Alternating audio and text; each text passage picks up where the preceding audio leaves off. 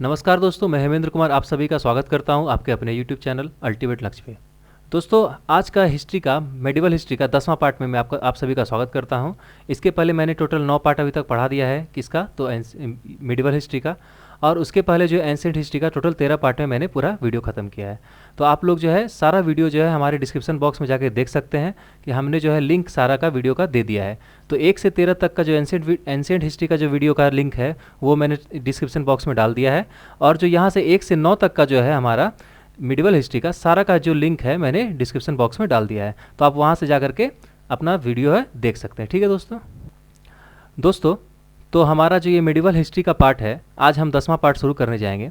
तो शुरू करने से पहले यदि आप हमारे चैनल के साथ फर्स्ट टाइम जुड़ रहे हैं तो मैं आपसे यह रिक्वेस्ट करना चाहता हूं कि यदि अभी तक आपने हमारा चैनल सब्सक्राइब नहीं किया है तो सब्सक्राइब कर लें, और बगल वाला जो बेल आइकन है उसे क्लिक करके क्या करें, हम सब्सक्राइब कर लें। उससे क्या होगा, जब भी हम लोग कोई भी नया वीडियो अपलोड करेंगे तो क्या होगा, वो आपको नोटिफिकेशन मिल जाएगा और वहाँ से आप लोग डायरेक्ट वीडियो को देख सकते हैं।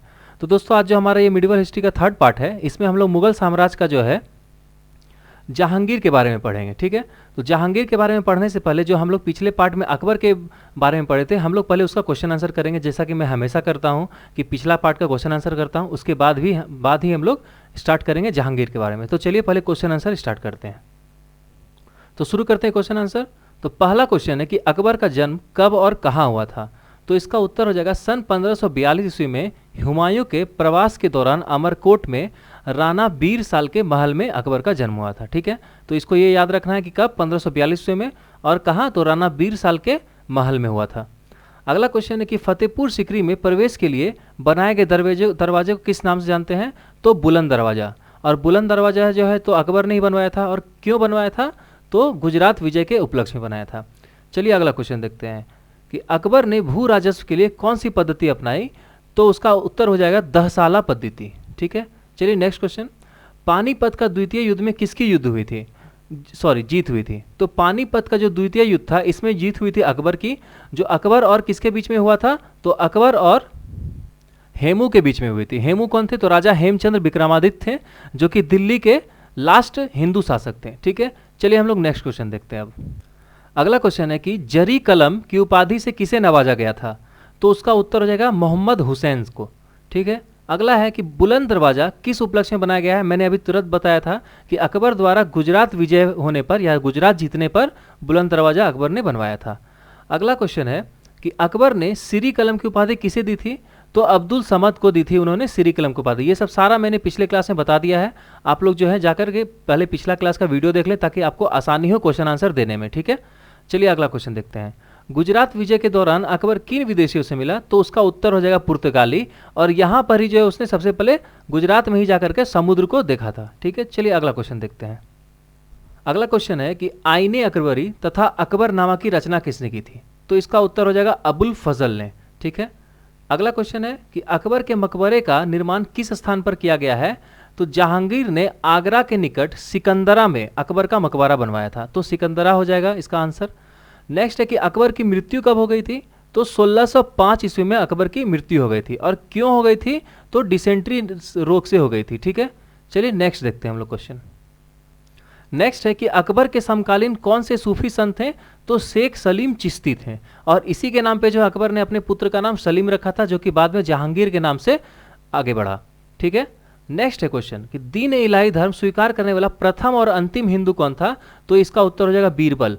बीरबल ही एकमात्र हिंदू था जो कि जिसने कि दीन इलाही धर्म की को माना था, अपनाया था। ठीक है, अगला क्वेश्चन। अकबर ने पंचतंत्र का फारसी में अनुवाद किस नाम से करवाया। तो इसका उत्तर हो जाएगा अनवर ए सुहेली। ठीक है, और ये पंचतंत्र है, ये एक बुक है जिसको कि लिखा था किसने, तो विष्णु शर्मा ने लिखा था। ये आप लोग नोट कर लेंगे तो अच्छा रहेगा। ठीक है, चलिए नेक्स्ट क्वेश्चन देखते हैं।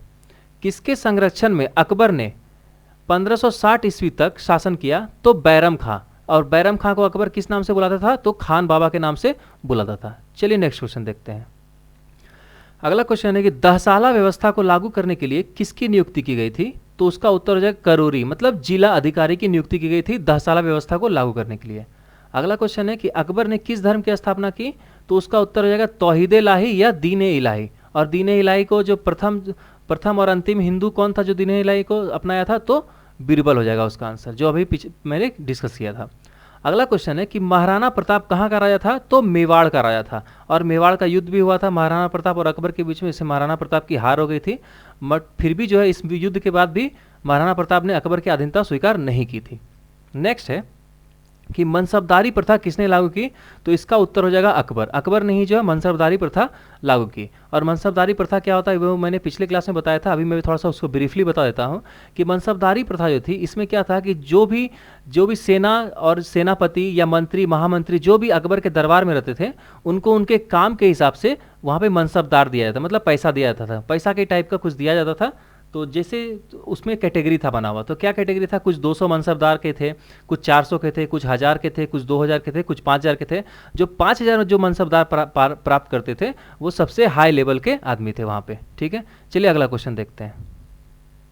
नेक्स्ट क्वेश्चन है कि अकबर ने सबसे पहले समुद्र कहाँ देखा? तो गुजरात विजय के दौरान गुजरात में ही देखा था।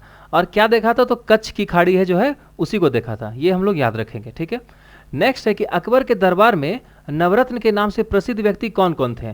तो इसको मैं बता देता हूँ कि मैंने पिछले क्लास में एक एक करके डिस्कस किया था, तो उसको सिर्फ नाम में बता देता हूँ। तो पहले थे बीरबल, फिर उसके बाद कौन थे? तो मान सिंह, फैजी, टोडरमल, अब्दुल रहीम खान खाना, अबुल फजल, तानसेन और भगवान दास और मुल्ला दो प्याजा। ठीक है, तो ये सब थे आपके अकबर के दरबार के नवरत्न थे।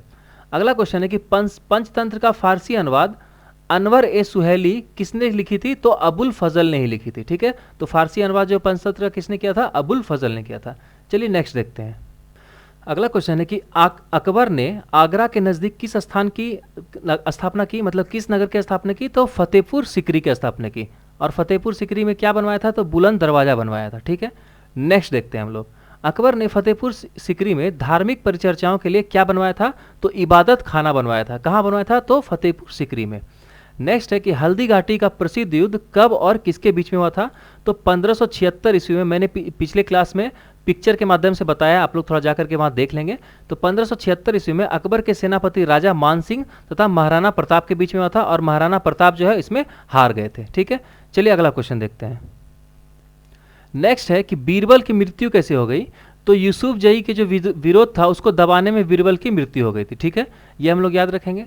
अगला क्वेश्चन है कि अकबर ने कौन सा कर समाप्त कर दिया था? तो जजिया कर जो था उसे अकबर ने समाप्त कर दिया था। नेक्स्ट क्वेश्चन देखते हैं कि पानीपत का द्वितीय युद्ध कब और किसके बीच लड़ा गया?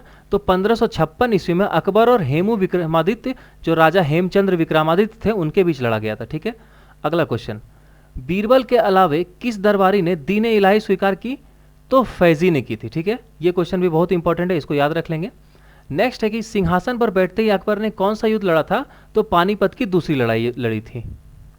अगला क्वेश्चन है कि महाभारत का फारसी में रज्जनामा नाम से किसने अनुवाद किया था? तो बदायूनी नकीब खान ने किया था। तो बदायूनी ने ही महाभारत का रज्जनामा जो नाम था उससे फारसी में अनुवाद किया था।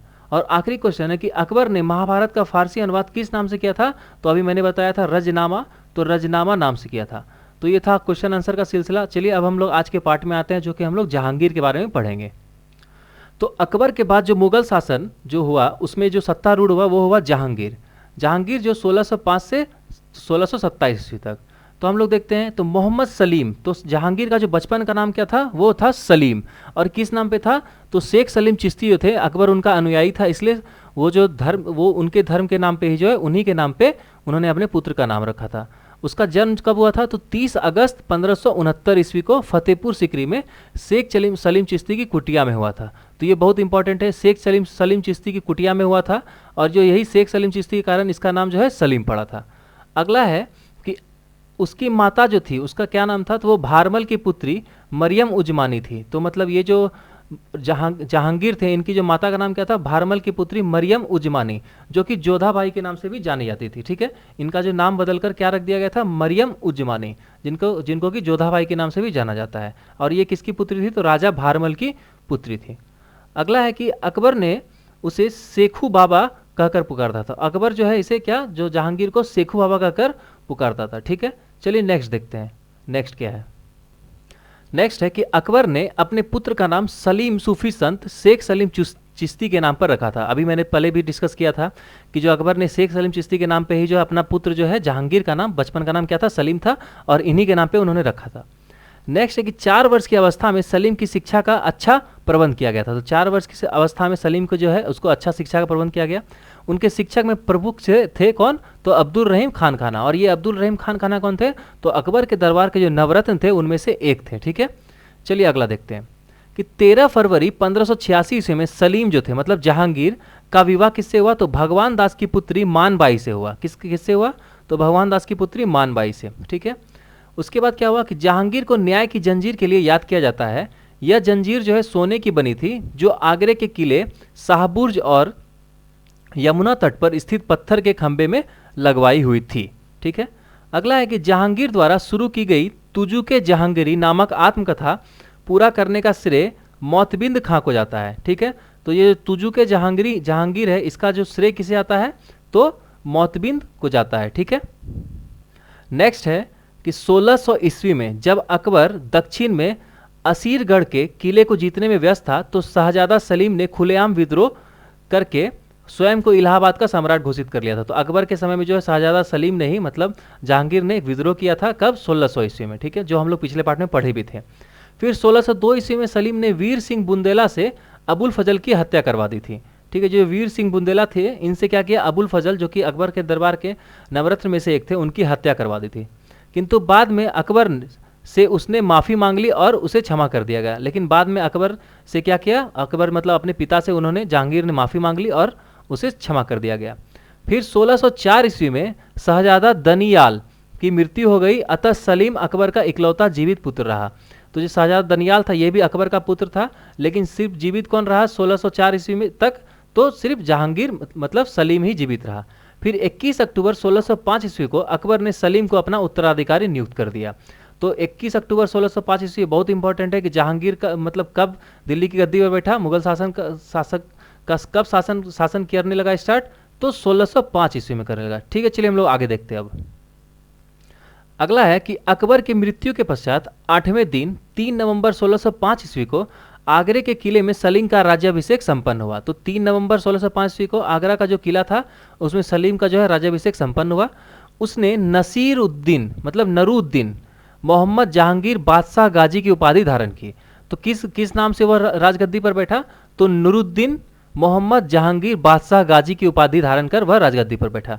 नेक्स्ट है कि खुसरो की सहायता देने के कारण जहांगीर ने सिक्कों के 5वें गुरु अर्जुन देव को फांसी दे दिया।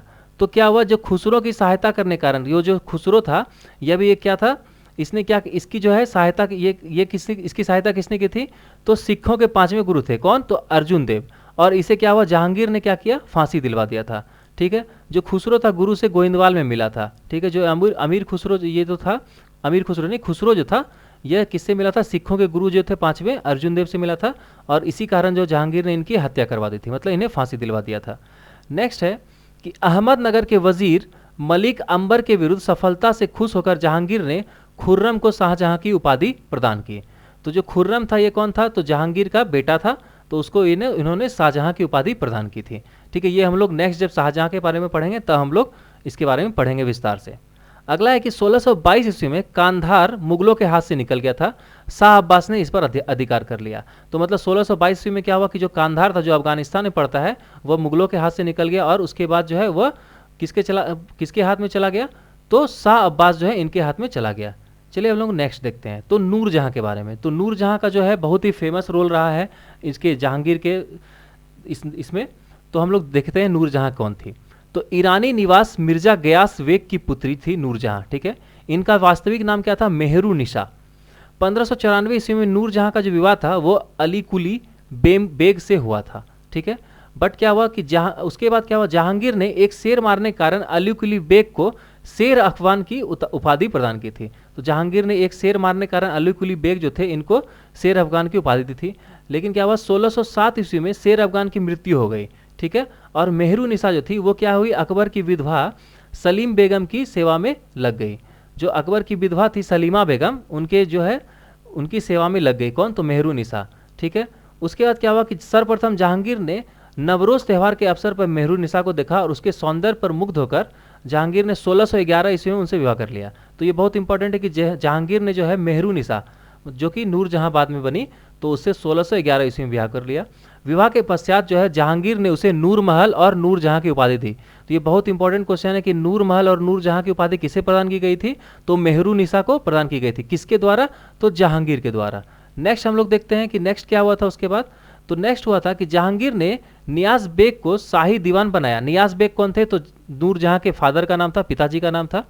और इमादत उल्ला की उपाधि दी थी। तो एतमाद उल्ला जो है, एतमाद उद्दौला की उपाधि उन्हें प्रदान कर दी। किसको, नियाज बेग को। और एक आपको पता ही होगा कि एतमाद उल्ला का मकबरा है, उसका जो निर्माण किसने कराया था, तो इसी ने कराया था। मतलब जहाँ जो मेहरुनिसा मतलब नूरजहां ने ही एतमाद उल्ला का मकबरा बनवाया था। फिर क्या है कि लाडली बेगम शेर अफगान और मेहरुनिसा की पुत्री थी। तो ये कौन थी, लाडली बेगम जो थी शेर अफगान मतलब जो उसके जो मेहरुनिसा के पहले पति थे उनकी और मेहरुनिसा की पुत्री थी, जिसकी शादी जहांगीर के पुत्र शाहयार के साथ हो गई। तो जो जहांगीर का जो पुत्र था शाहयार, उसके साथ जो है लाडली बेगम लाडली बेगम की शादी हो गई। उसके बाद क्या हुआ कि नूरजहां की माँ असमत बेगम ने गुलाब से इत्र निकालने की विधि खोजी थी। ये बहुत इंपॉर्टेंट, आप लोग इसको नोट कर लेंगे, ये क्वेश्चन भी आता है बार बार कि जो गुलाब से इत्र निकालने की जो कला है वो किसके हाथ में थी, तो नूरजहां की माँ असमत बेगम के हाथ में थी। इन्होंने ही यह सबसे पहले खोजी थी। ठीक है। नेक्स्ट है कि महावत खां ने झेलम नदी के तट पर 1626 ईस्वी में जहांगीर, नूरजहां और उसके भाई आसफ खां को बंदी बना लिया था। तो महावत खां जो थे एक आदमी थे, उन्होंने क्या किया था, झेलम नदी के तट पर 1626 ईस्वी को जहांगीर, नूरजहां और उसका भाई आसफ खां को बंदी बना लिया था। उसके बाद नेक्स्ट क्या है कि जहांगीर के 5 पुत्र हुए। कौन कौन से, तो खुसरो, परवेज, खुर्रम, शाहयार और जहांदार। शाहयार के बारे में बताया कि लाडली बेगम की शादी कर दी थी। खुर्रम जो था ये शाहजहां के नाम से आगे बढ़ा। और जहांदार भी था एक। और उसके जो खुसरो था, मैंने उसके बारे में बताया कि जो सिखों के 5वें गुरु थे अर्जुन देव, इनके साथ मिलकर खुसरो ने जहांगीर के विरुद्ध विरोध किया था। तो इस पर जो है जहांगीर ने जो 5वें गुरु थे अर्जुन देव, उनको फांसी दे दी थी। ये हम लोग पिछले पार्ट में देखे भी थे, मतलब पिछले स्लाइड में। ठीक है। अब अगला देखते हैं कि 7 नवंबर 1627 ईस्वी को भीमवार नामक स्थान पर जहांगीर की मृत्यु हो गई और उसे शाहदरा लाहौर में रावी नदी के किनारे दफना दिया गया। और ये जो है इसके बारे में हम लोग थोड़ा विस्तार से पढ़ेंगे कि आखिर मृत्यु कैसे हो गई थी, वो हम लोग आगे देखते हैं। ठीक है, चलिए हम लोग आगे बढ़ते हैं। अब अगला है कि मुगल चित्रकला अपने चरमोत्कर्ष पर था। कब, तो जहांगीर के शासन में। ठीक है। तो जहांगीर के शासनकाल में जो मुगल चित्रकला थी अपने चरमोत्कर्ष पर थी। इसके जो जहांगीर के दरबार के प्रमुख चित्रकार वो कौन कौन थे, तो आगा रजा, अबुल हसम, मोहम्मद नासिर, मोहम्मद मुराद, उस्ताद मंसूर। ये बहुत इंपॉर्टेंट है, उस्ताद मंसूर। ठीक है। उसके बाद विशन दास, मनोहर और गोवर्धन, फारूक बेग और दौलत। ये सब क्या थे, जहांगीर के दरबार के प्रमुख चित्रकार थे। ठीक है। जहांगीर ने आगा रजा के नेतृत्व में आगरा के एक चित्रणशाला की स्थापना की थी। तो जहांगीर ने, आगा रजा थे ये प्रमुख चित्रकार थे, इनके नेतृत्व में आगरा में एक चित्रणशाला की स्थापना की थी। उस्ताद मंसूर और अबुल हसम को जहांगीर ने क्रमशः नादिर उल उस और नजीर उज़्मा की उपाधि प्रदान की। तो उस्ताद मंसूर को जहांगीर ने नाजिर उल उस तथा अबुल हसन को नजीर उज़्मा की उपाधि प्रदान की थी। ये बहुत इंपॉर्टेंट है, आप लोग इसको नोट कर लेंगे, बहुत ज़्यादा इंपॉर्टेंट है, ये क्वेश्चन बार बार पूछा गया है। ठीक है। चलिए आगे देखते हैं। सलीम ने जहांगीर या विश्व विजयी की उपाधि धारण की। तो सलीम ने कौन सी उपाधि धारण की, तो जहांगीर की तथा विश्व विजयी की उपाधि धारण की। उसने अनेक बंदियों को मुक्त कर दिया तथा अपने नाम के सिक्के चलवाए। तो ये सब उनके द्वारा किया गया काम था। उसने राजा उदय सिंह की पुत्री जोधाबाई से भी विवाह किया। ठीक है। तो उसने राजा उदय सिंह के जो पुत्री थी जोधाबाई, उनसे विवाह कर लिया। और उनके रनवास में जो है स्त्रियों की कुल संख्या कितनी थी, 800 थी। तो मतलब इनके जो वहाँ पे जो इनका आवास था उसमें स्त्रियों की संख्या कितनी थी, तो टोटल 800 थी। ठीक है। चलिए हम लोग अब आगे देखते हैं आगे क्या हुआ था। आगे हुआ था कि जहांगीर ने अपनी आत्मकथा में लिखा है कि कोई भी चित्र चाहे वह किसी भी मृत व्यक्ति या जीवित व्यक्ति का द्वारा बनाया गया हो, ठीक है, मैं देखते ही तुरंत बता सकता हूं कि यह किस चित्रकार की कृति है। यदि किसी चेहरे पर आँख की एक चित्रकार ने भौं किसी और ने बनाई हो तो यह भी जान लेता हूं कि आँख किसने बनाई है और भौं किसने बनाई। तो मतलब जहांगीर जो है चित्रकला के मामले में बहुत ही निपुण था, वह बता सकता था, ठीक है, कि यह चित्र किसने बनाया, कि यदि किसी चित्र में आँख किसी और ने बनाई है, भौं किसी और ने बनाई है, तो दोनों देख के बता सकता था कि आँख किसने बनाई और भौं किसने बनाई। तो इस क्षेत्र में जो है जहांगीर बहुत ज़्यादा निपुण था। और जहांगीर के सम्यक को चित्रकला का स्वर्णकाल कहा जाता है। ये बहुत इंपॉर्टेंट है, क्वेश्चन बार बार पूछा जाता है कि जो स्वर्णकला का चित्रकाल जो किसे कहा जाता है, चित्रकला का स्वर्णकाल, तो जहांगीर के शासनकाल को कहा जाता है। ठीक है, चलिए आगे देखते हैं। तो एतमादुल्ला का मकबरा जो है 1626 में नूरजहां बेगम ने बनवाया था। तो ये एतमादुल्ला कौन थे? तो नियाज बेग थे। और नियाज बेग कौन थे? तो यही नूरजहां या मेहरुनिसा के पिताजी का नाम था। और एतमादुल्ला का जो उन्हें किसे उपाधि दी थी, किसने? तो जहांगीर ने दी थी। नेक्स्ट है कि मुगल कालीन वास्तुकला के अंतर्गत निर्मित यह प्रथम ऐसी इमारत है जो पूर्ण रूप से बेदाग सफेद संगमरमर से निर्मित है। सर्वप्रथम इसी इमारत में पितुरा नामक जड़ऊ काम किया गया है। तो पितृदुरा नामक जड़ऊ काम कहाँ पर किया गया है? तो एतमादुल्ला का मकबरा में किया गया है। तो वास्तुकला के हिसाब से यही बहुत अच्छा इमारत था, जिसमें कि जो वाइट सफेद संगमरमर से यह बना हुआ है। ठीक है, तो पितृदुरा ये इंपॉर्टेंट है कि नामक जो जड़ऊ काम किसमें किया गया है? तो एतमादुल्ला का मकबरा में किया गया है। चलिए हम लोग आगे देखते हैं आगे क्या हुआ था। आगे हुआ था कि एतमादुल्ला का जो मकबरा है 1626 में नूरजहां ने बनवाया, ये हम लोग पता कर ही लिए। और ये भी बताया कि जो पितृदुरा नामक जड़ों से काम किया गया था। फिर क्या हुआ कि अशोक ने कौशाम्बी स्तंभ पर समुद्रगुप्त की प्रयाग परिस्थिति तथा जहांगीर का उल्लेख किया है। तो अशोक ने कौशाम्बी स्तंभ पर समुद्रगुप्त की प्रयाग तथा परिस्थिति तथा जहांगीर का उल्लेख किया है, ये इंपॉर्टेंट है। उसके बाद जहांगीर के मकबरा का निर्माण नूरजहां ने करवाया। तो जहांगीर का जो मकबरा था उसका निर्माण किसने कराया था? नूरजहां ने कराया था।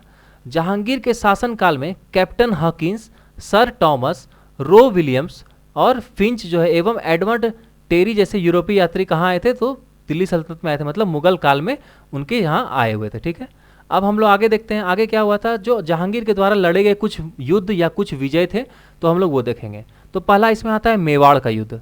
इसमें क्या हुआ था कि 1597 ईस्वी में मेवाड़ राजा जो थे कौन थे? तो उस समय थे राणा प्रताप।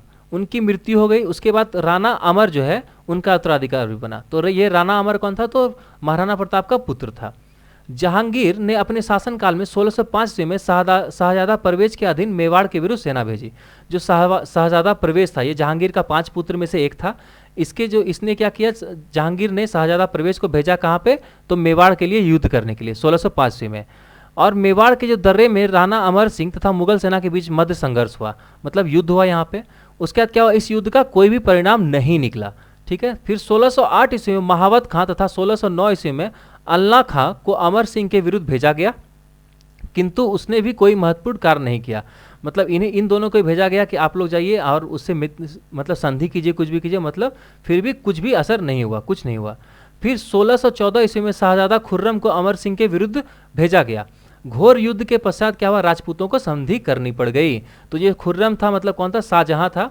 1614 ईस्वी में मेवाड़ का युद्ध इसने किया, किससे? तो जो उसमें मेवाड़ का राजा था राणा अमर सिंह, उसके खिलाफ। और उस समय क्या हुआ? उसके बाद फिर राजपूतों को इससे संधि करनी पड़ गई। ठीक है, चलिए हम लोग नेक्स्ट देखते हैं नेक्स्ट कौन सा युद्ध था या कौन सा विजयी था। तो नेक्स्ट था किश्तवाड़ की विजय। ये हुआ था 1622 ईस्वी में। इसमें क्या हुआ था? अकबर के समय किश्तवाड़ पर अधिकार करने का प्रयत्न किया गया था, किंतु वह असफल रहा। तो जहांगीर के जो पिताजी थे अकबर, उस समय भी ये किया गया, लेकिन वह असफल रहा था। कश्मीर के राज्यपाल दिलावर खान ने 1620 ईस्वी में किश्तवाड़ के राजा जहांगीर के सामने पेश किया गया। और उसके बाद जो है कश्मीर का राजा जो है इसने जहांगीर की अधीनता को स्वीकार कर लिया। कब? तो 1622 ईस्वी में। नेक्स्ट है कि अहमदनगर से युद्ध। तो ये कब होता? 1610 से 1620 ईस्वी के बीच में धीरे धीरे करके कुछ कुछ होता रहता था। तो अकबर ने अहमदनगर से निजाम शाही वंश का अंत कर दिया था। फिर जहांगीर के समय मलिक अंबर नामक अबिसीनिया जो है निवासी ने इसे पुनः स्थापना कर दी थी। और उसके बाद फिर इसने भी अहमदनगर से भी युद्ध हुआ और बाद में यह भी मुगल साम्राज्य के अधीन हो गया था। ठीक है, नेक्स्ट है कांधार का मामला। कांधार कहाँ है? तो अफगानिस्तान में है। कांधार को अकबर ने मुगल साम्राज्य का अंग बनाया था। 1605 ईस्वी में शाहजादा खुसरो के विरोध के समय में फारस के शासक शाह अब्बास ने खुरासान के सरदार को कांधार पर आक्रमण हेतु उकसाया, किंतु वह आक्रमण क्या हुआ? असफल रहा। तो ये कांधार का मामला भी जो है ये क्या हुआ? 1605 ईस्वी में हुआ था, लेकिन ये क्या रहा? असफल हो गया था। ठीक है, चलिए अब हम लोग नेक्स्ट देखते हैं। नेक्स्ट क्या कि प्लेग की बीमारी। अब ये तो हो गया युद्ध वाला, अब हो गया प्लेग की बीमारी। तो प्लेग की बीमारी कैसे हो गई? तो 1616 ईस्वी में प्लेग की महामारी फैली, जो सरहिंद, दोआब, दिल्ली आदि स्थानों पर फैल गई। इसमें क्या हुआ? सन 1618 से 1619 ईस्वी में आगरा में प्लेग फैला और आसपास के प्रदेशों में भी छा गया। इसमें जो लोग कम से कम रोज 100 आदमी मरते थे। और ये जो है एक बहुत बड़ा महामारी का ले लिया था। इसमें अमीर गरीब जितने भी लोग थे सबको क्षति हुई थी, बहुत ज़्यादा क्षति हुई थी। और इसे एक महामारी का बताया गया था। और कहा भी जाता है कि हर एक साल में, एक एक साल में महामारी आती है। तो जैसे जैसे देखिए 1620 में आया, फिर 1616 में से 20 के आसपास में आया, देखिए 1819 के आसपास में। फिर क्या हुआ, फिर देखिए 1920, फिर 1720 में आया, फिर 1820 में आया, फिर 1920 में, फिर 21, अभी देखिए जो 2020 में है, मतलब अभी भी एक बहुत बड़ी महामारी फैली हुई है। तो आप लोग सब जानते हैं कोविड-19 चल रहा है, ठीक है। ये भी एक बहुत बड़ा महामारी है। इसमें देखिए देशों विदेशों में कितने लोग मर रहे हैं, अभी भी बहुत ही खतरनाक बीमारी साबित हो गई है। अब हम लोग आते हैं नेक्स्ट, जहांगीर की मृत्यु। तो 1627 में जहांगीर की मृत्यु हो गई थी। तो कैसे हुई थी, तो जब वह कश्मीर से काबुल जा रहा था तो अत्यधिक सर्दी के कारण लाहौर की ओर लौट गया। और वो क्या होता था, हमेशा वो बहुत ज़्यादा मदिरा पान करता था, उससे क्या था, वो बहुत ज़्यादा अस्वस्थ रहता था। तो उसके कारण से जब वो कश्मीर से काबुल जा रहा था तो सर्दी के कारण वो वहाँ से लौटने लगा। किंतु मार्ग में ही, मतलब रास्ते में ही 7 नवंबर 1627 को भीमवार नामक स्थान पर उसकी मृत्यु हो गई। तो जहांगीर की मृत्यु कब हो गई, 7 नवंबर 1627 ईस्वी को। तो कहाँ पर, तो भीमवार नामक स्थान पर हो गई। उसके शव को जहांगीर के मकबरे में शहादरा लाहौर में दफनाया गया। तो उसके शव को किस नाम से क्या बनाया गया, तो जहांगीर का मकबरा। और कहाँ, तो शहादरा लाहौर में दफनाया गया, ठीक है। तो ये भी एक मुगल शासक है जिसका जो है मकबरा कहाँ है, या मतलब जिसको दफनाया कहाँ गया, तो देश के बाहर, भारत के बाहर दफनाया गया है। तो उसमें जहांगीर भी आता है, उसमें बाबर भी आता है। तो बाबर का मकबरा कहाँ है, तो वो काबुल में है, और जहांगीर का कहाँ है, लाहौर में है, ठीक है। नेक्स्ट है कि जहांगीर के दरबार में विलियम्स हॉकिंस 1608 ईस्वी में आए थे, विलियम फिंच और सर थॉमस रो 1615 ईस्वी में आए थे, एवं एडवर्ड टेरी जैसे यूरोपीय यात्री आए थे। ये मैंने पिछले भी डिस्कस किया था और अभी भी कर दिया। तो ये था आज का हमारा जहांगीर का पार्ट। नेक्स्ट पार्ट में हम लोग शाहजहाँ के पार्ट में बारे में पढ़ेंगे। आप लोग फिर वो हमारे साथ बने रहिए। और मैंने यहाँ पे भी दे दिया है कि जो वीडियो का जो प्रीवियस लिंक है वो सारा मैंने इसके डिस्क्रिप्शन बॉक्स में डाल दिया है, आप लोग वहाँ से देख सकते हैं सारा वीडियो, ठीक है दोस्तों। तो आज भर के लिए इतना ही। अब हम लोग नेक्स्ट आते हैं, फिर अगले पार्ट में देखेंगे क्या होता है नहीं होता है, आगे पढ़ेंगे हम लोग, ठीक है। तो चलिए, आप लोग घर में रहें, अच्छे से रहें, स्वस्थ रहें, लॉकडाउन का पालन करें। जय हिंद, जय भारत, थैंक यू।